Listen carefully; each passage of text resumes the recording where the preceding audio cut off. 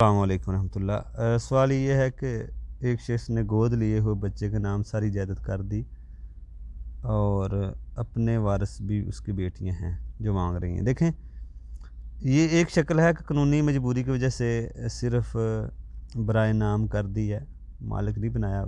گود لیے ہوئے بچے کو، صرف مجبوری کی وجہ سے ہے، مقصد اس کو دینا نہیں ہوتا، بعض ہبہ کرنا، گفٹ دینا، نیت یہ نہیں ہوتی، صرف قانونی مجبوری کی وجہ سے بعض لوگ کر دیتے ہیں۔ تو یہ جو ترک ہے اس شخص کی بیٹیوں کا مانا جائے گا، کیونکہ اس نے دیا نہیں ہے، برائے نام مجبوری میں کر دیا گود لیے ہوئے بچے کو۔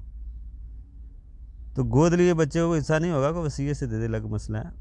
وراثت میں دودھ سے وراثت میں سے حصہ نہیں ہوتا گود لیا ہوا یا رضاعت سے، اور نہ مرد نہ عورت کو وراثت میں حصہ ہوگا، اگر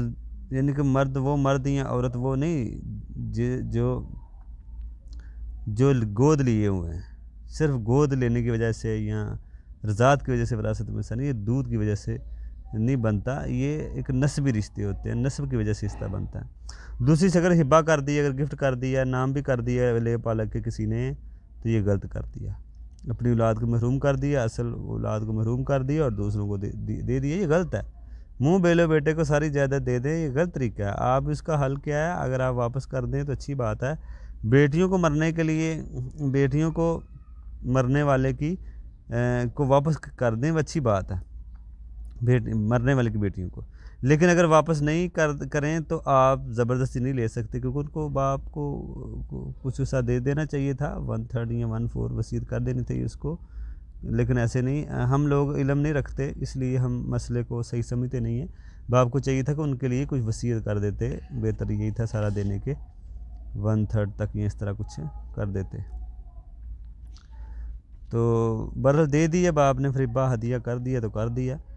لیکن بہتر ہے کہ وارثوں کو دے دیا جائے، دوسروں کو بھی، اگر نہیں تو پھر وہ مالک ہے، ہو گیا اس کا۔